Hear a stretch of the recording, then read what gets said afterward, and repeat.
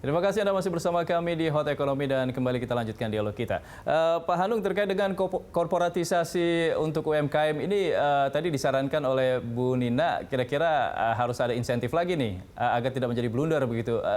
Bisa nggak atau akankah diberikan insentif lainnya untuk para pelaku UMKM ini menjadi koperasi atau juga PT begitu? Ya, terima kasih. Yang pertama tentunya kalau dia terkorporatisasi gitu ya, dia akan dapatkan keuntungan sebenarnya bagi perusahaannya sendiri gitu ya. Mereka akan terkelola dengan baik kan, prinsipnya begitu. Termanage dengan baik, kemudian akses terhadap pembiayaannya tentunya akan lebih luas. Selain itu juga mereka tentunya tadi bisa mendapatkan berbagai fasilitas yang diberikan oleh pemerintah, misalnya mengenai perizinan-perizinan yang mereka butuhkan, sertifikasi yang mereka harapkan gitu ya. Itu mereka dapatkan. Dan memang ini bagian yang penting korporatisasi UMKM ini.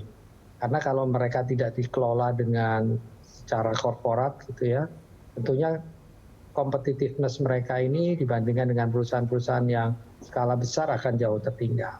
Nah, kita banyak program pendampingan gitu ya, terus kemudian tadi mengagregasi mereka, termasuk membentuk koperasi-koperasi. Pendampingan kita tidak berhenti dalam satu ini. Ini bagian yang penting, jadi pelatihan itu kita sekarang pindahkan eranya. Jadi tidak lagi pelatihan yang satu kali, tetapi kita lebih fokus pada pendampingan mereka untuk bisa bertransformasi jadi korporat atau dikelola dengan baik. Nah ini itu kita akan dorong. Nah pendamping ini kita harapkan nanti kelompok-kelompok profesional, bukan PNS gitu ya. Tapi kita akan menggunakan akan memanfaatkan kelompok-kelompok profesional. Antara lain yang program kita garap bersama dengan Apindo gitu ya, KUKM Academy gitu ya, itu memberikan pendampingan justru dari orang-orang profesional, si mantan-mantan CEO gitu ya, itu mendampingi UMKM. Gitu Pak ya. Hanung, ini kan korporatisasi ini kan sudah kita dengar cukup lama begitu. Kira-kira progresnya seperti apa Pak? Apakah kendalanya memang cukup krusial begitu sehingga nampaknya belum ada lagi progres ke depannya? Ya, ini kalau program yang kita lakukan kan relatif belum sampai 1 tahun ya, secara sistematis kita bangun gitu ya, kita konsolidasikan. Ini kan relatif baru tahun 2020 kemarin kita memfokuskan pada ini. Dan kita mencoba kolaborasi dengan berbagai pihak, termasuk dengan KUKM Academy, terus kemudian dari berbagai dengan sekolah ekspor gitu ya. Itu kan baru tahun ini bahkan gitu ya. Nah, memang secara intensif tadi kita baru relatif ini.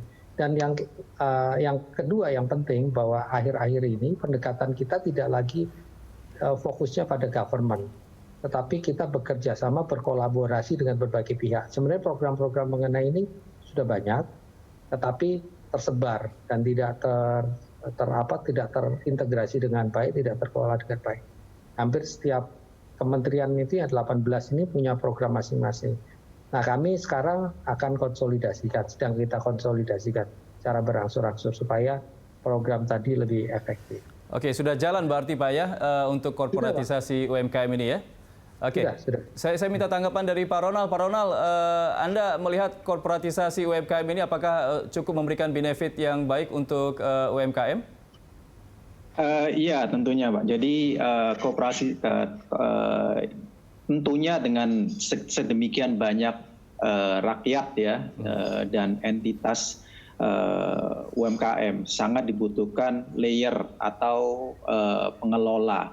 Nah, cuman kami yang ingin sudah usulkan juga dibutuhkan sertifikasi untuk jadi pengurus koperasi, Pak. Jadi untuk supaya beliau-beliau yang sudah tersertifikasi bisa menjadi pengelola, pendamping, fasilitator, kolaborator yang benar dan mungkin kalau bisa juga diawasin oleh Departemen Kemenkop. Gitu.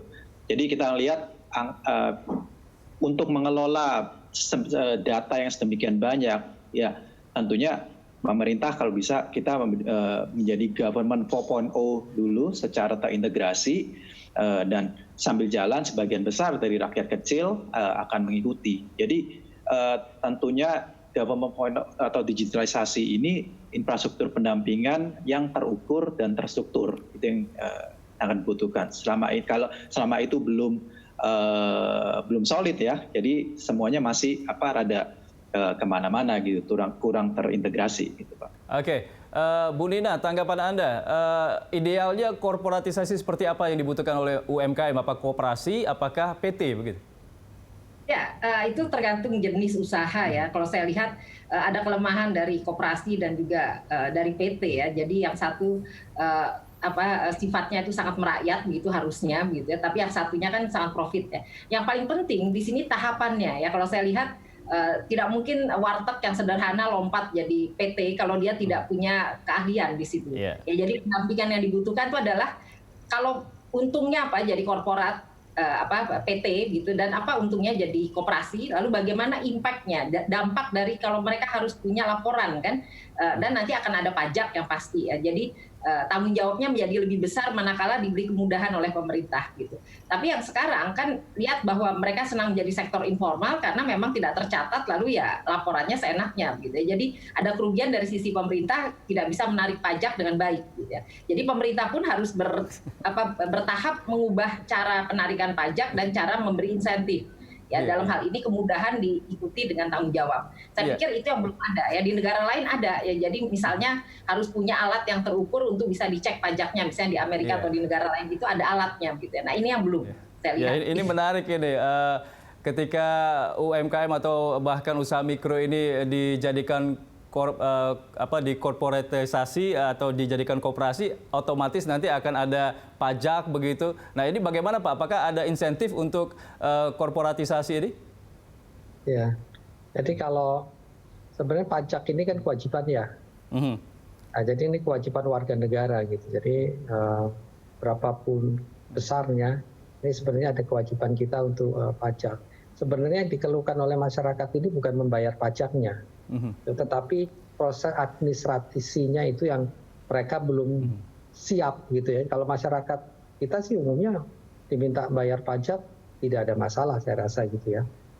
Tapi proses administrasinya yang mereka membutuhkan yang lebih mudah lagi.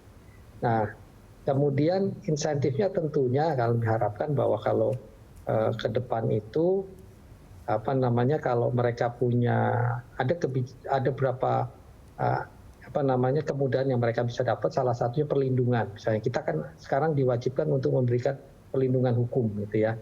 Nah, mungkin ini bisa juga beberapa hal tadi itu kita bisa dorong. Kalau mereka ingin mendapatkan ini, maka kita harapkan mereka mau memformalisasikan usahanya gitu. Nah, untuk mengakses kredit dan sebagainya kita dorong mereka tentunya harus korporat gitu ya, mengarah dikelola dengan baik. Oke, baik Pak Hanung, closing statement dari Anda kira-kira kapan target untuk mengimplementasikan instruksi dari Presiden ini khususnya terkait dengan kenaikan plafon KUR ini? Ya, tentunya sesegera mungkin Pak. Jadi segera mungkin kita realisasikan. Biasanya Presiden ini tidak mau menunggu lama ya, kita harus segera mungkin melaksanakan apa yang sudah diinstruksikan. Oke, Bu Nina, tanggapan Anda closing statement? Ya, segera pemerintah membuat roadmap yang baik untuk dan tepat ya untuk para UMKM karena data yang besar tadi itu kan belum terkelola juga dengan tepat ya, sehingga belum bisa ada layer tadi ya. Jadi kalau saya lihat angka baiknya kalau itu bertahap menjadi informasi publik juga ya, sehingga kita bisa melihat mengakses bersama-sama menganalisis bersama. Ya, karena ini sangat penting buat kami peneliti maupun dari pengajar dan juga dari masyarakat yang ingin masuk ke UMKM. Jadi ada gambaran tentang skala usaha itu. Oke, terakhir Pak Ronald, harapan Anda? Iya, saya sebenarnya hanya menyambung sedikit aja mengenai perpajakan. Jadi sebetulnya yang saya tahu paling nggak 3 tahun yang lalu udah ada inisiatif yang baik dari DJP, Ditjen Pajak, mengenai sahabat pajak. Nah, sahabat pajak ini misinya membantu para UKM untuk melakukan pelaporan yang baik, dan mereka belum tentu harus membayar pajak ya, tapi didampingi dulu dengan cara sahabat pajak. Nah, ini sebetulnya unsur ini bisa dimasukkan ke dalam agregator tersebut Dan tapi kami juga mengerti memang banyak sekali lembaga yang involved ya di sini. Jadi ya kami mengharapkan kolaborasi yang lebih erat lagi dari Kemenkop, dan kami doakan bisa semakin cepat menyatukan berbagai lembaga ini supaya bisa saling menyatukan kelebihan masing-masing untuk kepentingan bersama. Terima kasih. Oke, baik. Terima kasih Pak Ronald, Pak Hanung, dan juga Bu Nina sudah bergabung di Hot Economy. Selamat kembali melanjutkan aktivitas. Terima kasih. Pemirsa, ya, jangan lupa mulai 2 November 2022, Berita Satu News Channel dan seluruh TV di Indonesia akan bermigrasi ke siaran TV digital. Saat ini siaran TV berlangsung secara simulcast atau siaran melalui frekuensi analog dan digital. Agar Anda bisa menerima siaran Berita Satu TV, gunakan TV digital atau beli set-top box untuk menerima siaran TV digital. Dengan siaran TV digital, gambar akan lebih bersih, jernih, dan canggih. Ya, sampai di sini kebersamaan kita dalam Hot Economy. Anda bisa mengirimkan informasi dan saran ke email kami di redaksi@berita1.tv atau follow kami via Twitter, Facebook, YouTube, dan Instagram. Saya Andra Lesmana mewakili seluruh kerabat kerja yang bertugas undur diri. Tetap jaga jarak dan pakai masker. Sampai jumpa.